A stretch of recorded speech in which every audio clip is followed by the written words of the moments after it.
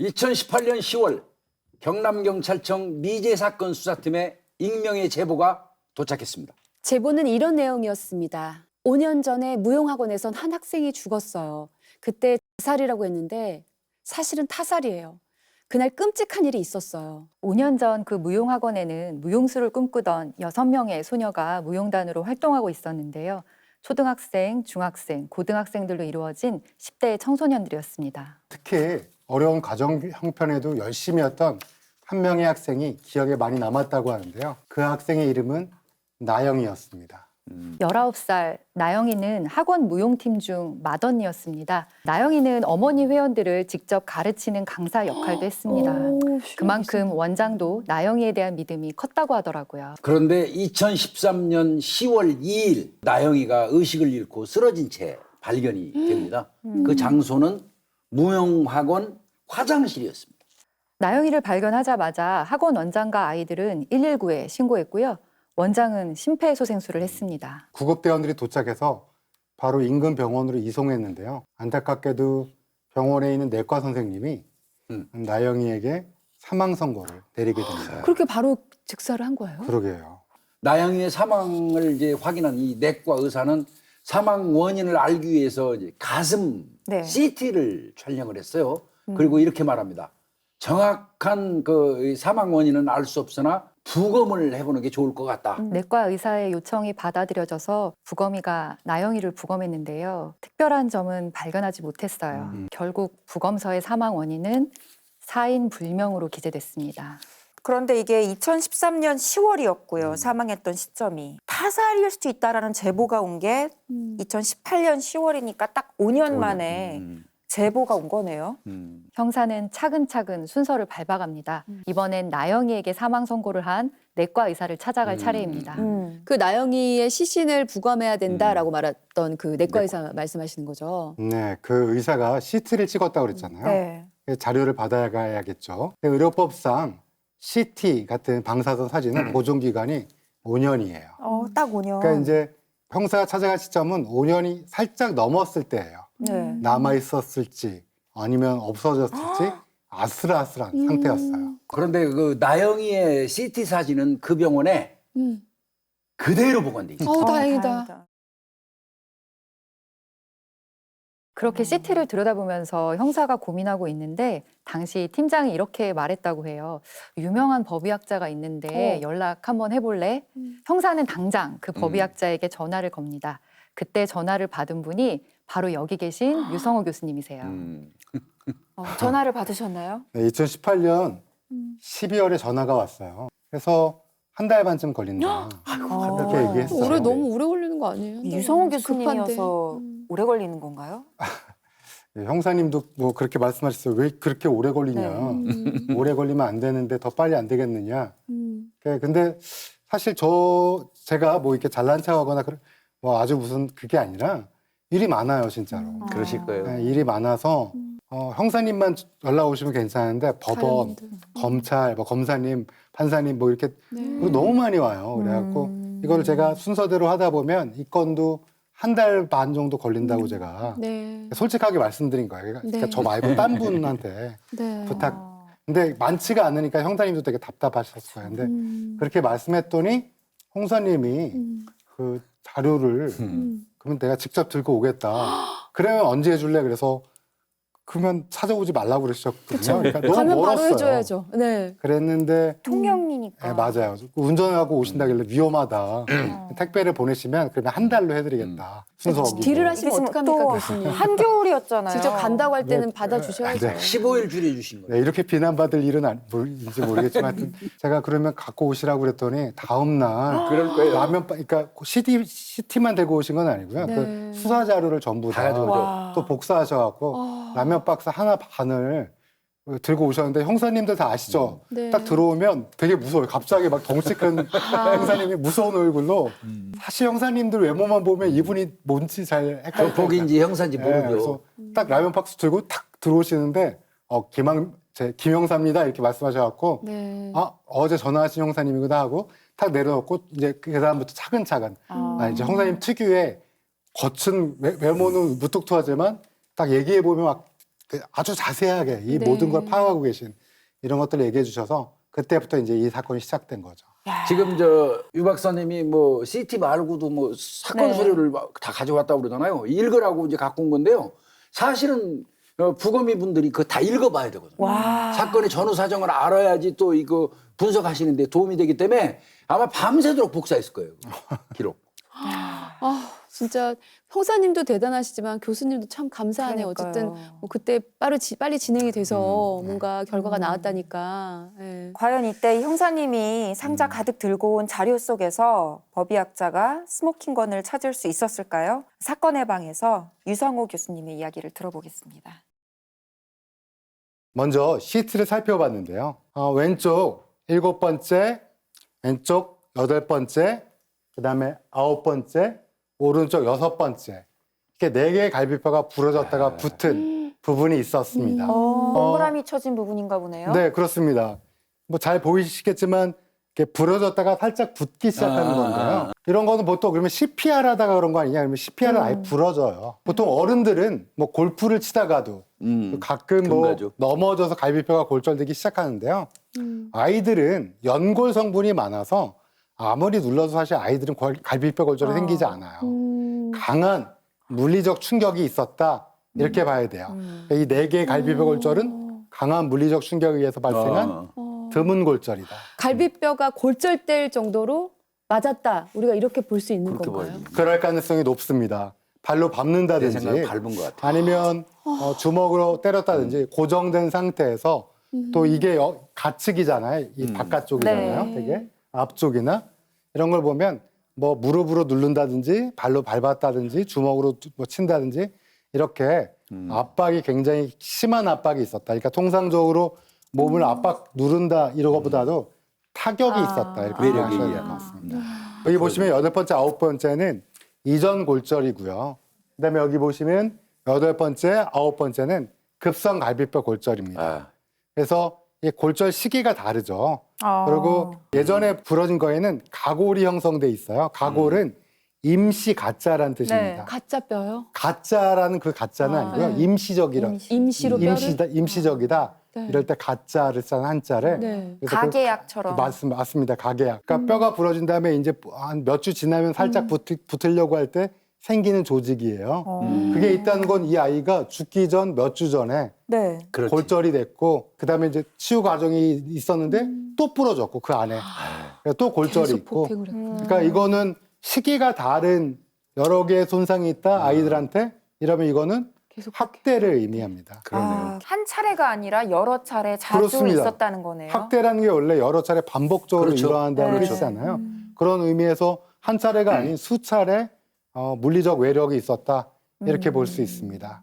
그다음에 여기 보시면 머리에 어딘가에 찍힌 자국, 오른쪽에 보시면 쇄골 위에 찰과상, 오른쪽 허벅지에 피부 이식 수술 흔적 모두 이 지속적인 학대, 몸의 여러 부분에 특히 다리에 보면 화상에 의해서 이 바뀐 게 있잖아요. 피부 이식 수술한 부분이 있는데 여러분 화상도 사실은 학대에서 흔하게 나타나는 아, 그럼 손상 중에 하나예요. 불로 지지는 거예요? 뭐 지질 수도 있고 물을 뿌릴 수도 있고 뜨거운 물을 부을 수 있고. 뭐 화상, 멍, 그다음에 뭐 골절, 그다음에 표피박탈 이런 여러 개의 손상들이 몸 지표에 여러 군데 있다라는 거는 학대라고 볼 수 있겠습니다.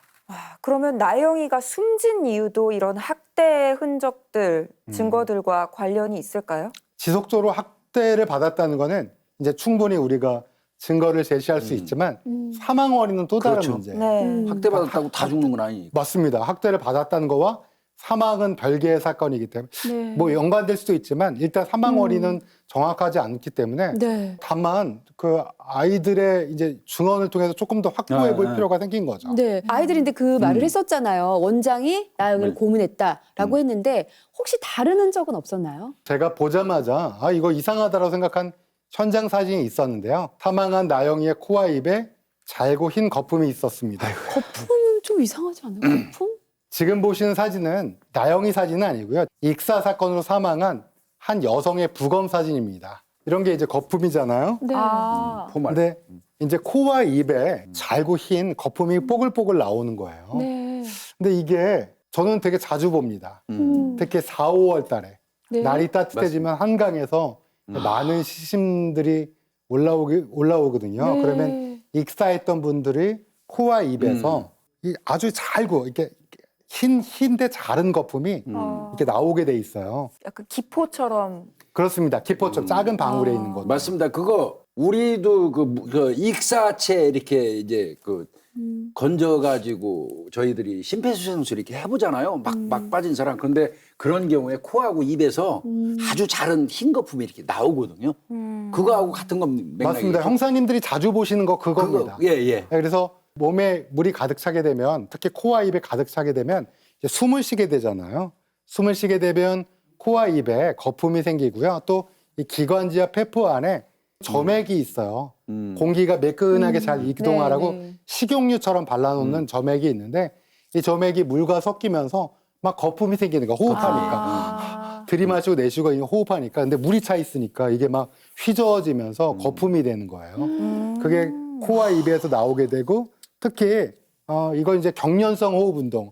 막 답답한데 숨을 쉴 수가 없잖아요. 물이 들어가 있으니까. 네네. 그러니까 막 필사적으로 호흡을 하면서 더 많이 생겨요. 아, 근데 나영이는 바다나 강이나 호수에서 죽은 게 아닌데 나영이가 익사로 사망을 했을 수 있다는 얘기인가요? 그렇습니다. 코와 입에서 거품이 보인다고 그랬는데 아까 기억나시죠? 어디서 사망했다고? 화장실에서 발견됐죠. 맞습니다. 그러니까 아직은 사망 원인이 물과 관련됐을 가능성이 화장실이니까 있을 정도다. 뭐 이렇게 생각해야 돼서 부검 사진을 좀 더 살펴보도록 하겠습니다. 네.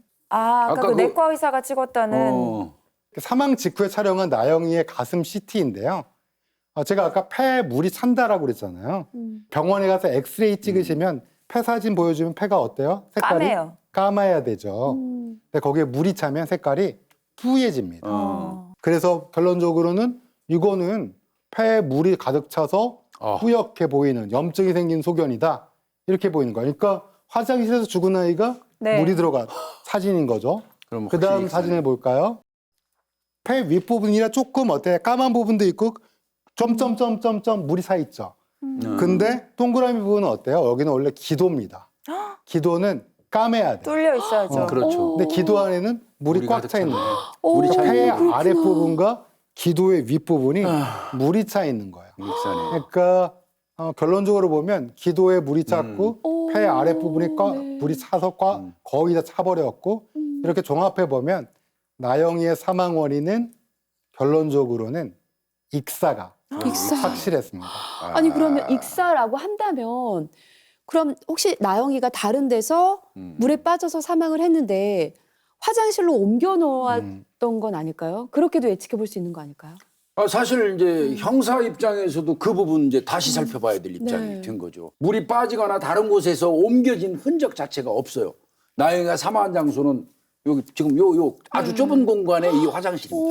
그러니까 화장실이 이게 공간이 전부예요? 저게 마치 전부예요. 이렇게 그러니까- 한 칸 같은 느낌인데 이 안에서 발견됐다고요? 저기서 익사가 가능하냐고요. 그러니까 지금 이게 좀 어렵네. 이해가 안 어떻게 된 가는데요. 걸까요? 변기에 고여 있는 물이라고 해도 사실 너무 적잖아요. 화장실에서 익사는 사실상은 불가능해요. 제가 부검한 케이스 중에는 이런 경우는 있습니다. 물이 들어있는 고무 대야라고 부르는 거 있잖아요. 여기에서 엎어져서 익사한 50대도 있긴 했어요. 부검해 보니까 이분이 이제 김치를 담그시려고 준비해놨는데 대야의 물을 심근경색증이 갑자기 발생하면서 엎어지면서 물을 들이마시면서 돌아가신 거예요. 그러니까 굉장히 특이한 경우에는 그럴 수 있는데 사실상 이거는 좀 불가능하죠. 게다가 여기에 지금 화장실이지만 뭐 욕조도 없거니와 세면대조차 없어요. 없어요. 달랑 덩그러니 변기 하나만 있는데 아니 장소가 일단 좁아가지고 무슨 할 수 있는 상황이 아닐 것 같아서. 그리고 네. 나영이의 경우는 지병이 없었어요. 아까 제가 급성 심근경색증 얘기를 했잖아요. 지병도 없었고 쓰러져 있는 것도 화장실 바닥이었어요. 좁은 바닥. 참 근데 이상합니다. 사망 원인은 익사로 밝혀졌는데 네. 사망한 장소가 익사를 할 수 없는 곳이거든요. 아무리 봐도. 그럼 이걸 어떻게 해석을 해야 될까요? 학대라는 상황에 놓인 사람이 익사했다면 익사를 당했다라고 할 수밖에 없습니다. 당했다? 당시 무용 단원이었던 아이들은 믿기 힘든 이야기를 들려줍니다. 한 아이의 이야기를 들어보십시오. 제일 크게 당한 게 사실은 언니라서 그 강제로 이렇게 오였거든요. 무릎 이렇게 앉혀놓고 이 벌리라고 해서 그 분변을 집어서 바로 뭐야 넣어버리고 갑자기? 목이 막혀서 어디가 막 숨 못 쉬고 죽을 뻔했던 적도 있었고. 이런 와. 강아지의 분변을 입에 집어넣은 사람은 바로 이 사람입니다. 저 가운데? 정가운데 어머. 무용학원 원장이었습니다. 오. 사건 당일 있었던 일에 대해서도 목격한 아이들의 아주 공통된 증언이 있습니다. 그날 나영이가 고문을 당했다는 거예요. 고문을. 고문이요? 형사는 이 상황에서는 딱그 하나에 꽂혔을 것 같아요. 아이들이 사건 당일에 고문이 있었다고 그랬잖아요. 네. 고문이 있었다고 하니까 만약에 익사를 당했다면 무슨 고문이겠어요? 말도 안 돼요. 물고문이요. 물고문이죠. 예, 말도 안 되지 않아 이거는? 물고문이죠. 아, 근데 진짜 이 물고문이라는 게 정말 상상도 안 됩니다. 그날 무용학원에서 도대체 어떤 일이 있었던 거예요? 원장은 화장실에서 노끈으로 나영이의 양손을 묶고 화장실 바닥에 무릎을 꿇게 했습니다. 그리고 비닐봉지를 나영이 머리 위에 뒤집어 씌우고 청소할 때 쓰는 물 호스를 비닐봉지 열린 공간에 넣고 비닐봉지 아랫부분을 움켜쥔 뒤 물을 세게 틉니다. 나영이가 정신이 혼미해지면 비닐봉지를 벗기고 물 호스로 3, 4분 동안 물을 뿌린 다음 정신을 차리면 다시 비닐봉지를 머리에 씌우고 또 물을 틀었습니다. 2시간 동안 5번에서 6번 정도 이 행동을 반복한 겁니다.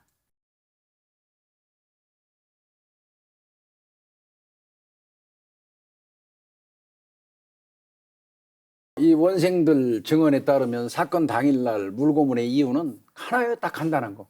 원장의 지시를 제대로 따르지 않았기 때문에 정말하면 말 안 들었다.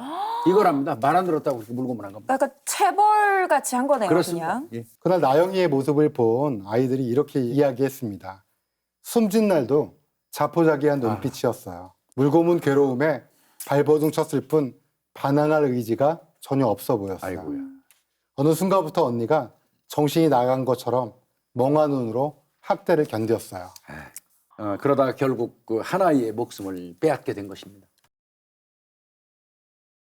이건 사실 학대라는 말로는 부족할 정도로 일반인이 상상할 수 있는 방법이 아니거든요. 원장은 대체 왜 이런 일을 저지른 걸까요? 원장이 왜 이런 엽기적인 학대를 지속했는지 알기 위해서는 우선 학대의 양상이 어떤 특징을 가지고 있는지를 분석해 볼 필요가 있습니다. 학대의 양상을 보면 2가지 특징을 좀 볼 수 있거든요. 첫 번째는 수치심이라는 도구를 사용했다는 점입니다. 강아지 분변을 먹인다거나 바닥을 핥게 한다거나 사람들 앞에서 자유행위를 시킨다거나 하는 것들 말이죠. 이런 건 피해자에게 수치심을 느끼게 만들어서 결국 무력감을 느끼게 만들려는 게 목적입니다. 2번째 특징은 다른 학생들 앞에서 맞아요. 이러한 학대가 공개적으로 이루어지면서 보여주기식 학대를 했다는 점입니다. 이건 학대를 바라보는 다른 학생들에게도 원장이 던지는 메시지가 있는 셈이죠. 맞아요. 그러면 시범 케이스. 몰래 아무도 안 볼 때 하면 되지. 굳이 여러 학생들이 보는 곳에서 학대를 하지는 않았겠죠. 네, 그 물고문을 한 장소를 보더라도 마찬가지입니다. 좁은 화장실에 나영이가 있었고요. 아이들은 그 모습을 다 보고 있었어요. 결국 이건 원장, 내 말을 듣지 않으면 이렇게 된다고 공개적으로 나영이를 지배하려는 목적이 있고요. 나머지 아이들에게는 공포심을 심어주기 위한 것이었습니다. 이걸 바라보는 아이들은 나도 저렇게 될 수 있겠구나라는 공포심과 나는 다행히 아니다라는 안도감을 동시에 느꼈을 거예요. 아니 근데 그냥 아이들에게 무용을 가르치는 학원 원장 선생님일 뿐인데 그렇게까지 아이들을 강력하게 지배하고 흔들어야 될 이유가 있었을까요? 아이들이 이렇게 원장이 잔혹하게 통제하려고 한 건 결국 아이들을 절대적으로 지배하고 난 다음에 원장 자신을 위해서 이용하기 위한 목적이었습니다. 근데 굳이 이렇게까지 해서 아이들을 이용한 배경에는 원장이 다른 사람들에게 인정받지 못했다는 열등감, 즉 사회적 자존감의 저하가 바탕에 깔려 있다라고 보고 있습니다. 아니 근데 선생님 자존감이 낮다고 하기엔 본인이 너무 본인의 왕국처럼 왕처럼 막 아이들한테 함부로 자기 멋대로 하고 있잖아요. 그렇죠. 아이들에게는 본인이 왕이고 인정을 받고 있죠. 하지만 사회적으로 그렇지 않기 때문에 사회적 자존감의 저하라고 말씀을 드린 거거든요. 원장은 무용협회에는 소속이 되어 있지 않은 상태였어요. 꽤 젊고 유능한 무용가이지만 기존의 무용사회에서는 인정받지 못했을 가능성이 높습니다. 이런 원장의 사회적 실패나 열등감을 이렇게 아이들을 데리고 활동하면서 회복하려고 했던 걸로 보여지거든요. 그 작은 시골 소도시의 무용학원에서 이 정도의 성과를 만들어냈다는 건 그 이후에 지역사회 내에서 원장이 가지는 파워 역시도 상당히 높아진다는 걸 의미하기 때문이죠. 그렇다고 해서 물고문까지 하는 건 정말 이해가 되진 않지만 어쨌든 원장의 입장에서는 이 아이들이 이탈하지 않고 내 밑에서 내 말을 들으면서 계속 이런 활동을 수행해 줘야지만 자신의 입지가 유지되니까 어떻게든 이 기회를 붙잡으려고 계속 그렇게 학대를 하고 지배하려 들었겠네요. 네, 맞습니다. 단원들 중에는 초등학생들도 있었어요. 예. 그런데 일부러 키즈 대회가 아니라 성인 대회에 나가서 입상을 하거든요. 원장 본인도 함께 출전을 하고요. 이런 부분을 보면 결국 원장은 자기가 빛나고 싶은 거예요.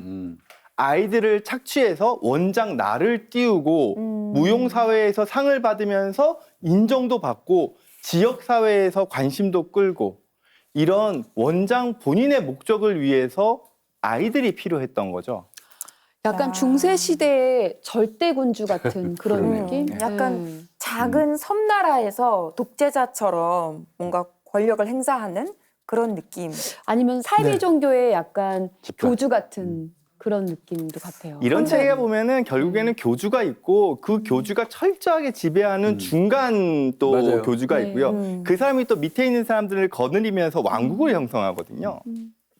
그런데 저는 궁금한 게 왜 그 6명의 아이들 중에서 하필이면 나영이만. 자신이 그렇게 신임해서 다른 회원들의 지도까지 맡길 정도였던 나영이를 타깃으로 삼았을까요? 나영이를 타겟으로 삼은 데는 3가지 이유가 있어 보입니다. 일단은 나영이가 가장 나이가 많았기 때문이죠. 예. 결국 맏언니를 통제하면 그보다 어린 다른 아이들은 자연스럽게 따라올 테니까요.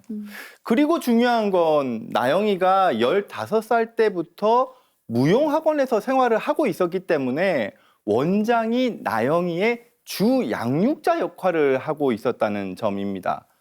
나영이는 절대로 원장을 벗어날 수 없고 전적으로 원장을 의지해야 하는 아이라는 점을 이용한 거죠.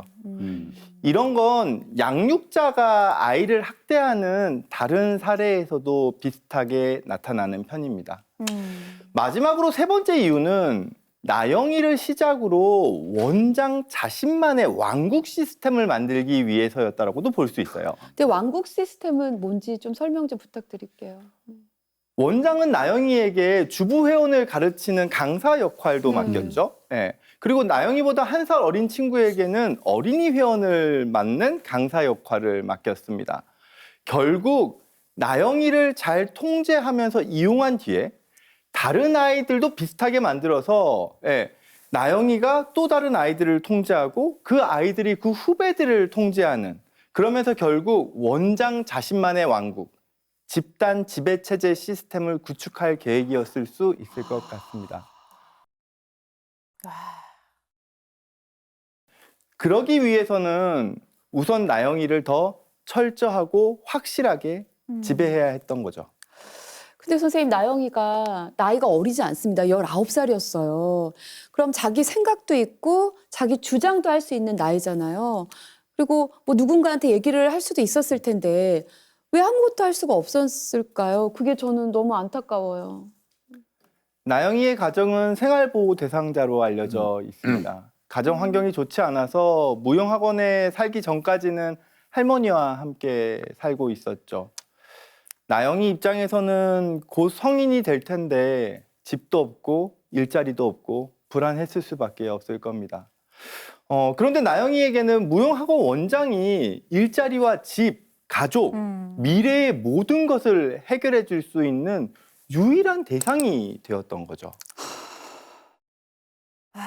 그러니까 내가 태어난 가정 환경은 비록 불우했지만 이 선생님 말만 잘 듣고 따르면 내가 나중에 꿈도 이루고 또 도시로 진출해서 더 큰 무대에도 서고 돈도 벌고 내가 좀 인생을 바꿀 수 있겠다. 나를 구원해 줄 수 있는 구원자라고 여겼을 것 같아요. 실제로 무대에 서고 전국대회에서도 큰 상을 받잖아요. 실제로 큰 성과가 있었어요. 나영이를 포함한 아이들에게는 더 큰 세계로 나가서 나의 정체성을 드러낼 수 있는 유일한 통로가 원장이었던 거죠. 이렇게 청소년기에는 꿈을 이루는 과정에서 폭력이 있어도 성과가 나타나 버리면 맞아요. 그 학대를 성과를 이루기 위한 하나의 맞아요. 과정으로 생각해 버리고 견디는 경향이 또 맞아요. 있습니다. 아니 저는 근데 이게 사실 부모님이라도 있었으면 할머니라도 이런 상황을 알았으면 그냥 두지 않았을 텐데 일단 얘기를 못했던 거 그리고 그냥 뭐 다른 학원으로 옮길 수 있는 생각조차 하지 못했던 건가 이런 생각도 들고 그래요. 예. 네, 아마 주변에 다른 학원이 있었다면 그 학원으로 옮겨가면 되겠죠. 하지만 이 학원이 지방 소도시에 있었기 때문에 이제 일종의 취미가 아니라 그거 이상으로 대외 입상을 통해서 입시 준비를 한다거나 직업으로서 꿈을 키울 수 있는 곳은 이 학원이 아마 독보적이었을 겁니다. 아이들 모두 무용수가 되고 싶다는 꿈이 있었기 때문에 어떻게 보면은 아이도 부모도 그저 원장을 믿고 따를 수밖에 없었던 것 같아요. 그리고 또 하나 작은 학원인데 어른이 원장밖에 없으니까 사실 뭐 강사님이라든가 또 다른 누군가의 어른이 있었다면 아무도 없었잖아요. 예, 이렇게까지는 안 되지 않았을까라고 생각을 해보는데 어른 혼자기 때문에 그 안에서 그러니까 일이 이렇게 묻힐 수밖에 없었던 것 같아요. 그 고립된 환경의 무서움이죠. 그 누구의 견제도 없이 고립되고 폐쇄된 환경이었기 때문에 이런 끔찍한 일이 벌어졌음에도 그 어느 누구도 몰랐고 그 이유도 오랫동안 수면 위로 드러나지 않았던 것 같습니다. 당시에 그 학대 사실을 그 누구에게도 알리지 못했던 아이들은 그 당시를 이렇게 기억합니다. 그때는 그냥 어떤 생각조차를 그냥 할 수 없었던 것 같고 무섭거든요. 모든 게 그냥 말해도 무섭고 말을 안 하자니 그냥 계속 당하고 있어야 될 것 같고 벗어날 수 없으니까 아무도 문 열고 들어와서 보여주면 좋겠다는 생각은 상상은 한 적은 있는데 나중에는 그냥 언제 끝나지 이런 생각을 했던 것 같아요.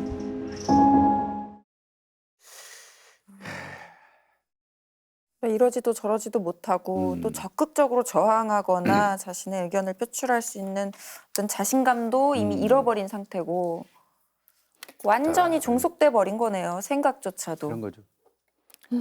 아이들에게 원장은 공포 그 자체였죠. 그러니까 원장의 영향력이 남아있을 때까지는 아무도 이런 사실을 말할 수가 없었을 거예요. 그리고 아이들 자신들 역시 간접적으로 이 사건의 공범일 수도 있겠다는 죄책감과 두려움이 그 당시에는 신고를 할 수 없게 만들었을 겁니다. 이제 아이들이 성인으로 충분히 성장을 하고 더 이상 이제 원장이 두렵게 되지 않았을 때에서야 예전에 그 학대 사실을 이야기할 수 있었겠죠. 아동은 성인에 비해서 미성숙하기 때문에 충격적인 일을 경험을 하면 내가 이걸 해결해야지라는 생각보다는 잊어버리고 회피하려는 성향이 강합니다. 특히 이제 학대 아동의 경우에는 인간관계에서 동떨어질 수 있다는 불안감, 내가 잘못해서 그렇다라는 자책이 성인보다 훨씬 심하기 때문에 사실 아동학대 범죄를 다룰 경우에는 수사 과정에서 이런 점을 좀 더 세심하게 살피며 조사를 해야 됩니다.